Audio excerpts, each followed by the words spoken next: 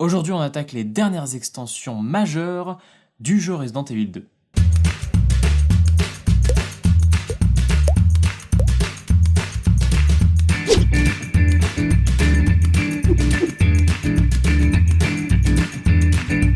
Salut tout le monde, c'est LisOfy et bienvenue pour cette vidéo sur les extensions de Resident Evil 2, l'une des dernières, parce qu'après on passera évidemment sur les extensions cosmétiques. Alors au programme aujourd'hui, 3 extensions, une qui rajoute des scénarios importants, une qui rajoute des boss et des monstres, et une qui rajoute une sorte de PVP et une sorte de plutôt course à la montre. Donc je vais vous les présenter dans l'ordre dans lequel je viens de vous les citer, à savoir pour commencer on va parler de l'Alligator. Alors ouais, c'est dans une boîte dégueulasse comme ça, hyper légère, hyper dégueulasse, y a qu'à voir la qualité vraiment du truc, c'est pas ouf. Mais c'est pas grave, installons un peu le matos ici.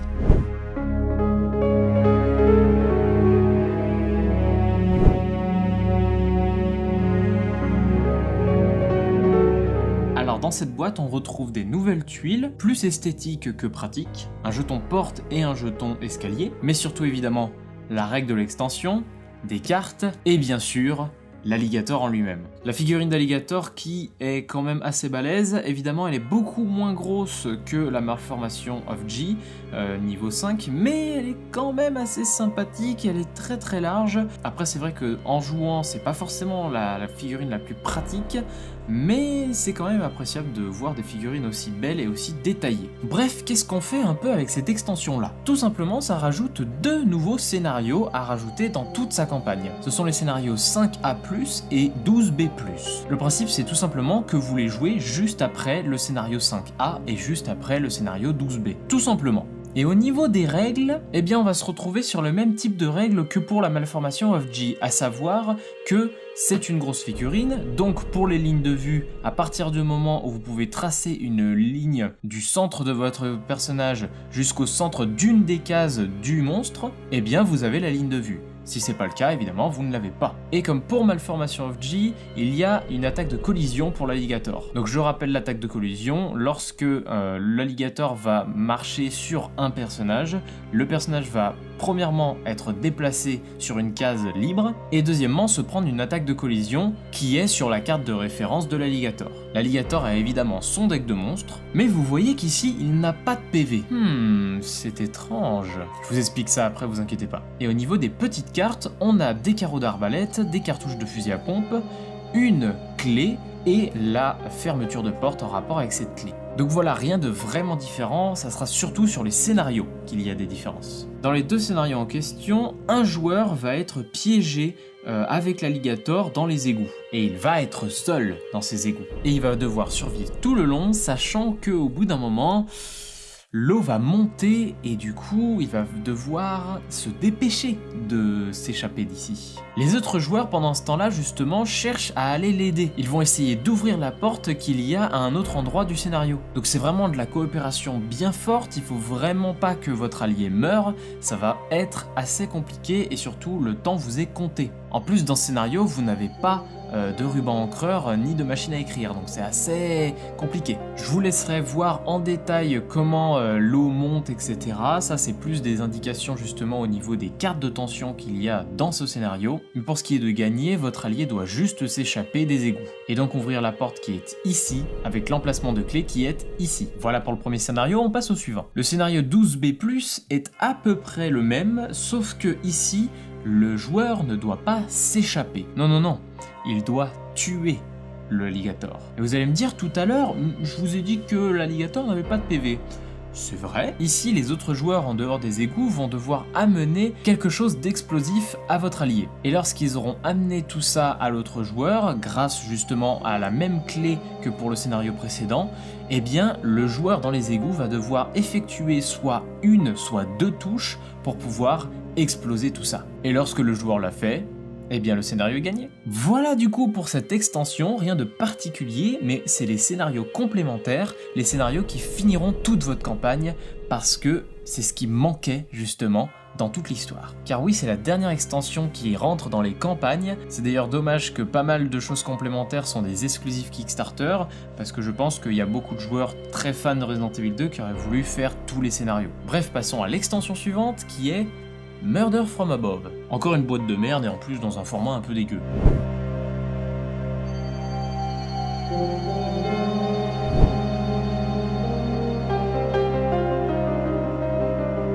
Cette extension ridiculement petite contient 5 figurines, des cartes et la règle du jeu qui tient sur une feuille. Donc autant vous dire que ça va être très court. Au niveau des figurines, on a des corbeaux qui bouffent des corps, qui sont ridiculement petites, mais surtout un petit peu fragiles, j'ai l'impression. Et malgré tout, elles sont quand même bien détaillées, il y a moyen de s'amuser avec ça. Elles sont au nombre de 4, et l'autre figurine qu'il y a, c'est la grosse libellule que vous rencontrez dans la salle informatique. Cette figurine-là est assez jolie, après j'ai l'impression qu'il n'y avait pas besoin d'énormément de détails sur celle-là, et du coup voilà, elle est simple mais très sympa. Pour ce qui est des cartes, on a la référence de la grosse bébête, des corbeaux, et puis une carte de tension. On va commencer par justement la grosse bébête, qui est appelée The Giant Moth. Cette bestiole-là est en fait un mini-boss à intégrer dans un scénario. Tout simplement dans le scénario 7A dans la salle informatique, vous pouvez mettre cette petite bébête. Vous allez me dire, mais qu'est-ce que c'est l'avantage, qu'est-ce que c'est l'inconvénient? En fait, normalement sur ce scénario, la tuile est de couleurs différentes. Ici, si vous mettez le mini-boss, elle devient verte. Ce qui fait que du coup, vous n'aurez pas de rencontre à faire sur cette tuile. Donc on peut dire que c'est sympathique. Mais la référence de la carte est quand même assez chiante. Après, si vous avez un lance-flamme, en général ça va. Voilà pour ce mini-boss, et maintenant passons aux corbeaux. Les corbeaux sont tout simplement implémentés dans le jeu en remplaçant la carte Murder of Crows du jeu de base par la carte Murder of Crows de cette extension. Et tout simplement, ils vont pouvoir être placés et feront des effets assez sympathiques, car ces corbeaux vont barrer la route, puisque vous serez obligé de faire des jets d'évasion si vous voulez passer sur eux. C'est assez chiant. Voilà pour cette extension, c'est tout. On passe à la dernière, mais la plus grosse. Et je sais qu'il y a pas mal de gens qui attendaient que j'en parle. Voici donc Fourth Survival.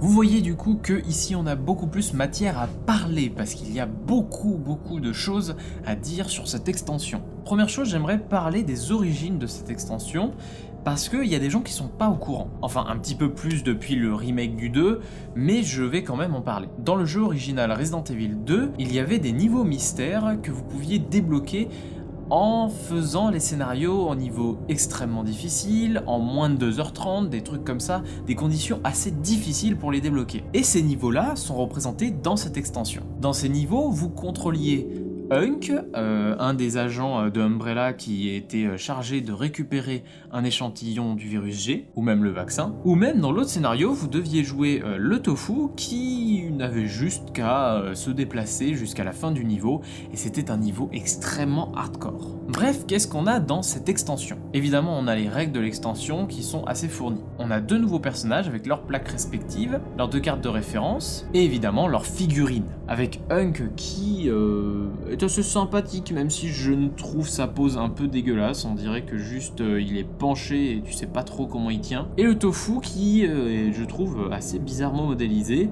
Elle est pas moche, hein, mais disons qu'il est penché, regardez, il est un peu penché, je trouve ça un peu bizarre. Bref, des figurines penchées, c'est pas grave. Et évidemment, ces personnages sont jouables dans les scénarios de base. Sauf qu'en fait, ils sont un petit peu trop déséquilibrés pour les scénarios de base. Notamment Hunk qui peut relancer une fois par activation tous les dés de une de ses attaques qui n'a pas été avec le couteau. Et donc ça lui permet voilà, peut-être d'avoir un meilleur résultat. Par contre, il doit garder le deuxième résultat. Et aussi, lorsqu'il recharge une de ses armes, il recharge pas avec le chiffre qui est indiqué sur la carte, non. Lui, il recharge entièrement tout le temps. Et en plus de ça, juste après, il peut balancer le dé de rencontre, et si jamais il tombe sur le symbole Umbrella, il ne jette même pas la carte de munitions. Donc voilà, il est quand même assez fort. Et le tofu est fait justement pour se déplacer très vite. Il n'est pas très fort, il n'a qu'un couteau, mais il peut se déplacer très vite. Notamment grâce à ses 3 compétences. Sa première compétence, c'est lorsqu'il prend des dégâts, il balance le dé de rencontre, et s'il tombe sur un 5 ou un 6, il ne prend juste pas les dégâts. Donc voilà, c'est pas mal. Sa deuxième compétence, c'est lorsqu'il est en danger sur sa vie, eh ben il gagne un dé d'évasion de plus. Et sa troisième compétence, c'est lorsqu'il échoue à un jet d'évasion, bah tout simplement, au lieu de repousser le zombie, bah c'est lui qui se repousse lui-même. Donc voilà, il est vraiment fait pour éviter au maximum les combats, éviter les dégâts, mais après voilà, il va pas beaucoup taper. Bref, ces personnages, si vous les prenez dans les scénarios de base, bah les scénarios vont être beaucoup trop simples. C'est un peu dommage. On a aussi plein de nouvelles tuiles pour compléter un peu tout, des escaliers, des marqueurs de murs, une porte, mais surtout ces petits jetons qui représentent des bombes. Je vous expliquerai ça après, il s'agit de bombes en lien avec un scénario. Et justement dans les petites cartes, il y a des bombes et des petites cartes qui servent à autre chose. Alors en premier lieu, on va parler d'un scénario en particulier qui est proposé dans cette extension. C'est un scénario à jouer seul et qui se nomme justement Fourth Survivor. C'est un scénario qui va beaucoup justement ressembler à ce qu'il y a dans le jeu vidéo, à savoir vous êtes tout seul et vous devez aller d'un point A à un point B. Ce scénario est un petit peu particulier. Tout d'abord, vous choisissez votre personnage, donc Hunk ou le tofu, il n'y a pas d'autre personnage possible. Ensuite, vous prenez ses items correspondants. Vous voyez que Hunk est extrêmement surarmé et le tofu, lui, il a juste son couteau et un peu d'herbe, mais c'est tout. Et ensuite, le personnage va devoir effectuer un chemin très long, l'amenant jusqu'à la fin du niveau, et il y a énormément de zombies qui vont lui barrer la route. De zombies ou même d'autres bestioles, car dans ce scénario, vous ne faites pas des jets de rencontre, vous faites spawner des ennemis à chaque fois que vous rentrez dans la tuile. Les ennemis qui apparaîtront seront plus ou moins forts selon la tuile sur laquelle vous tombez. Quand je parle de fort, je parle d'indicateur de menace. Pour rappel, le niveau de menace est indiqué sur les cartes des ennemis. Donc pour ce scénario, vous prenez tous les monstres qu'il y a dans toutes les extensions, tout le jeu de base, etc. et vous les classez par ordre de niveau de menace. Il faut mélanger ces ennemis ensemble après, enfin tous les ennemis correspondant au même niveau de menace, et créer une pile. Et par exemple, lorsque vous faites apparaître un monstre sur une tuile jaune, on vous demande de faire apparaître un monstre de level 1 de menace. Donc vous piochez une carte de niveau de menace 1. Vous le faites apparaître ensuite sur la tuile, sur un symbole Umbrella dessus. Enfin pas un symbole Umbrella, mais un symbole radioactif. Et ça va devenir de plus en plus dur. Par exemple, sur ce scénario, c'est le seul scénario où il y a des tuiles bleues. Et ces tuiles bleues, c'est au-dessus du niveau de tuiles rouges. Et donc sur cette tuile bleue, vous devez piocher une carte de niveau 1, une carte de niveau 2, une carte de niveau 3, une carte de niveau 4. C'est pas cool, n'est-ce pas? Ah oui, et j'ai oublié de mentionner un truc. À chaque fois que vous piochez une carte d'un monstre, juste après, vous balancez le dé de rencontre. Et selon le chiffre qu'il y a dessus, vous faites apparaître le nombre correspondant. Donc par exemple, je pioche le zombie, je balance mon dé de rencontre, je tombe sur 3, je fais apparaître 3 zombies. C'est chiant, hein? Et petite précision en plus sur ce scénario, si jamais vous quittez une tuile, vous ne pouvez pas revenir en arrière. Le but c'est d'aller tout droit. Dernière chose à parler dans cette extension, oui je suis désolé, j'ai la page à côté, mais c'est parce que je ne veux pas oublier tous les détails que j'ai à vous expliquer par rapport à cette extension. Car là on passe dans une phase entre guillemets PVP de cette extension. Je dis entre guillemets parce que comme pour l'extension Survivor, il ne s'agira pas de tuer vos ennemis. Parce que dans ce jeu, je pense qu'ils n'ont pas vraiment réussi à faire une sorte de mélange à ce niveau-là. Par contre, du coup, vous avez 3 scénarios qui vont s'enchaîner, une sorte de compétition entre vous, appelée Extreme Battle.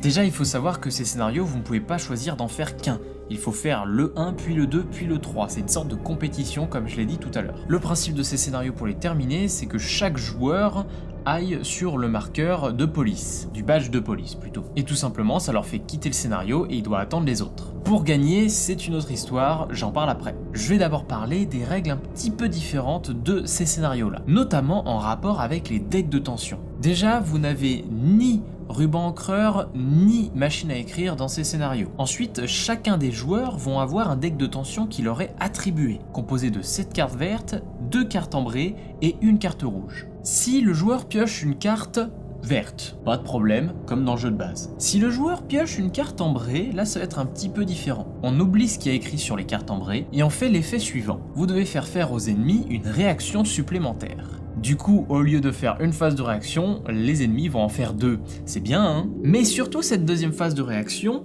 a un truc en plus. Si un zombie a atteint votre case, il va en plus de ça faire une attaque. Et s'il n'y a pas de zombie sur votre case, vous faites apparaître un zombie sur votre case, et il fait une attaque. Et oui, on n'est pas là pour rigoler ici. Après, ça reste une attaque, donc vous pouvez quand même tenter un jet d'évasion, c'est comme dans le jeu de base. Passons à la carte suivante, à savoir la rouge. Si on la pioche, pareil, on oublie l'effet qu'il y a dessus. À la place, vous allez jeter la première carte du dessus de la pioche de défausse de votre deck de tension. Quand je dis la jeter, c'est carrément l'enlever du jeu. Et cette pile est propre à vous-même. Après avoir fait ça, vous reprenez votre carte rouge et vous la mettez dans votre deck de tension, et vous reprenez votre défausse dans votre deck de tension. Puis vous mélangez, et paf, vous avez de nouveau votre deck de tension. Si jamais vous n'avez pas de carte dans votre défausse pour le moment, tout simplement vous remettez votre carte rouge dans la pioche, vous mélangez et vous en repiochez une autre. Et tout simplement, s'il ne vous reste qu'une carte rouge dans votre deck de tension, vous avez perdu. Enfin, vous avez perdu le scénario. Vous pourrez revenir, je vous expliquerai. Dans ces scénarios, vous pourrez ramasser des objets, comme dans n'importe quel scénario. Sauf que vous aurez toujours deux choix. Soit vous piochez une carte du deck d'items, soit vous récupérez le jeton comme trophée. Et ces jetons-là, vous pouvez les dépenser à chaque fin de scénario pour plusieurs effets différents. Premier effet, vous pouvez remettre toute votre vie. C'est sympa. Deuxième effet, vous pouvez remettre toutes les munitions sur une de vos armes. Et troisième effet, vous pouvez reprendre une de vos cartes de tension, qui a été perdue à cause d'une carte rouge. Si vous ne les dépensez pas tous à chaque fin de scénario, eh bien vous allez devoir les défausser malheureusement. Et si jamais un joueur est tué dans le scénario alors qu'il avait des jetons, il va aussi les défausser. Par contre, pour ce qui est des objets récupérés de manière générale, entre les scénarios, vous les gardez, ça y a pas de problème. Si jamais vous devez faire apparaître des zombies mais que vous n'en avez pas assez, vous devez récupérer les zombies des tuiles précédentes, s'il n'y a pas de joueurs à l'intérieur, pour les faire apparaître chez vous. Et si vous pouvez toujours pas en faire apparaître assez, eh bien vous pouvez prendre des zombies d'autres extensions, comme par exemple voilà les extensions de monstres dont je vous parlerai dans des futures vidéos. Et du coup, qu'est-ce qui se passe quand on meurt? Si jamais un joueur meurt dans un scénario, il revient au prochain scénario avec une vie sur caution. Et meurt ou tombe inconscient, hein, de toute façon on peut pas l'aider. Et si jamais un joueur perd alors que justement il n'a plus de cartes dans son deck de tension, il disparaît de ce scénario et revient au prochain scénario avec un deck de tension un peu différent. Il va avoir 3 cartes vertes, 3 cartes ambrées et une carte rouge. Ça va lui faire durer un peu moins de temps en partie. Voilà pour les règles spécifiques à ces scénarios. Maintenant voyons les scénarios en détail, parce qu'il y a aussi des choses spécifiques à chaque scénario. Tout d'abord, pour le premier scénario, on va devoir faire apparaître les joueurs à différents emplacements du lieu. Pour ce faire, chaque joueur va balancer le dé de rencontre, et celui qui a fait le chiffre le plus élevé sera donc premier joueur à choisir son emplacement. Et après, dans l'ordre des aiguilles d'une montre, les joueurs se placent. L'emplacement est important parce que soit ça vous permettra de choper plus d'items, soit ça vous permettra de vous échapper beaucoup plus vite. Et vous échapper beaucoup plus vite vous permettra de vous déployer en premier sur le scénario suivant, etc., etc. Et donc les joueurs doivent rejoindre cet emplacement pour pouvoir s'échapper. Chaque joueur commence avec un équipement de base, et pour ce qui est des items, les armes sont utilisables par tous les joueurs. Ils gagnent donc tous l'effet universel. Et sinon, le scénario a des règles de base avec les tables de rencontre. Dans le scénario 2, du coup, il y a en nouveau un déploiement et celui qui s'est échappé en premier va pouvoir se déployer en premier. Quand on démarre le nouveau scénario, on refresh son deck de tension actuel. Quand je dis actuel, c'est pas les cartes qui ont été enlevées du deck. Donc seulement votre pile et votre défausse. Rien de vraiment différent dans ce scénario, à part que les items qu'il y a dans les decks sont les items du deck précédent. Et donc, il n'y aura jamais plus d'items que dans le premier deck. Le troisième scénario est la grande finale. Comme d'habitude, chaque joueur choisit son emplacement de départ en fonction de celui qui s'est échappé en premier sur le scénario précédent. Donc après le déploiement, comme tout à l'heure, vous refaites votre deck de tension. Et l'objectif dans ce scénario, c'est de récupérer des bombes. Dans ce scénario, les decks d'items n'ont plus d'armes, etc. à l'intérieur. À la place, vous aurez des bombes ou d'autres cartes. On va commencer par les autres cartes que vous pouvez trouver. Ces autres cartes s'appellent Better Luck Next Time et elles vous demandent de la défausser et en échange, vous pouvez récupérer une carte de tension que vous aviez perdue. Ça reste sympathique. Mais l'objectif de la partie, c'est de trouver des bombes. Et donc lorsque vous trouvez des bombes, vous prenez un jeton bombe, vous la mettez dans votre inventaire, vous devez retourner le marqueur d'item que vous venez de découvrir pour le mettre sur la face B au lieu de la face A, juste pour indiquer que vous l'avez déjà découvert. Car vous ne pourrez pas rechercher à nouveau à cet endroit-là. Par contre, un autre joueur, lui, pourra. Et si un autre joueur, du coup, cherche à cet emplacement, il va pouvoir lui aussi récupérer un jeton de bombe. Et comment on gagne? Si on récupère 4 jetons de bombe, on a gagné. Et du coup, si les gens meurent, bah c'est celui qui a le plus de jetons de bombe. Et si jamais il y a égalité, on tire au sort, tout simplement. Voilà, c'est terminé pour ces extensions, j'espère que ça vous a fait plaisir, n'hésitez vraiment pas à mettre un petit pouce en l'air si ça vous a plu, ça me ferait vraiment très plaisir parce que ce tournage a été assez long, en tout cas de mon côté. N'hésitez pas à vous abonner pour ne pas rater les autres vidéos concernant les jeux de société, il y en a d'autres qui arrivent, vous inquiétez pas, et moi je vous dis, salut.